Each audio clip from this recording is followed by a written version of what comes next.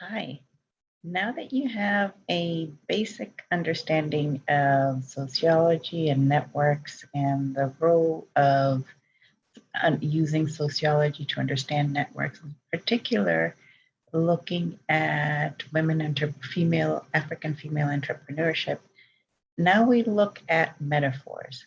And the reason that we use metaphors isn't because one metaphor is better than another or a metaphor is right or wrong, but metaphors are tools that we use in order to be able to shape the ideas in our minds in a way in which other people can understand. So before we talked about how a social cultural background affects the way in which you understand things.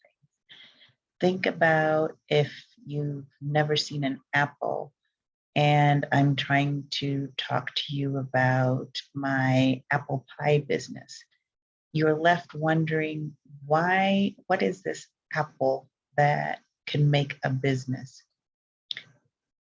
In that similar way, if I tell you about African female entrepreneurship or feminism in the African context, if you've never experienced that, or if you're trying to explain the subtleties of that to somebody else, and they have no mental model of that, then they're left wondering what is different about African female entrepreneurship or African female networking styles.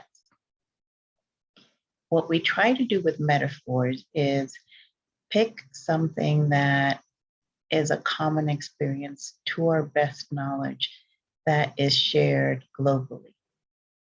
So for this course, what we're going to look at is ecofeminism. There's a lot of talk about ecology, and there's a lot of talk about feminism. And the reason we're using the ecofeminism metaphor is because a lot of the ecological metaphors that we want for entrepreneurship, nurturing, growing, planting, seeding, all those words exist in ecological literature.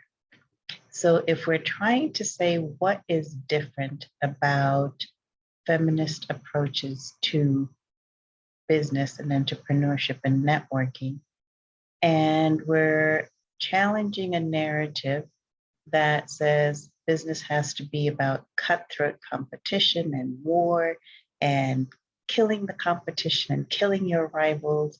And we want to say what we want is finding ways in which to work together.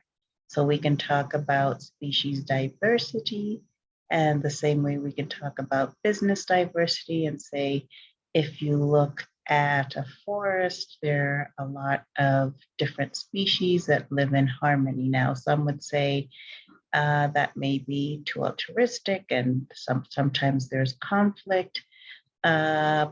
One of the then counter narratives to that is yes, but there's not a deliberate attempt at annihilating each other to the point of extinguishing each other. Yes, species do compete. Yes, there are conflicts, but what we want is a more nurturing relationship.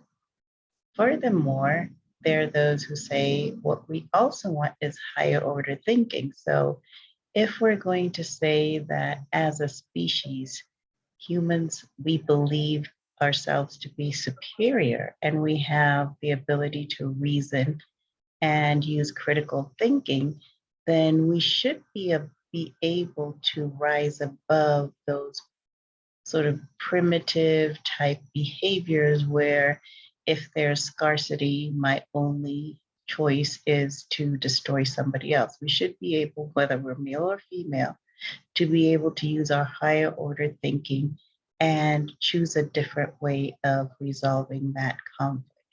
And that is why we use ecofeminism as a lens, because irrespective of whether you're in Africa, Asia, US, Europe, you've probably heard of the ecofeminism ecology and feminism combined. And that's what we're trying to do with that.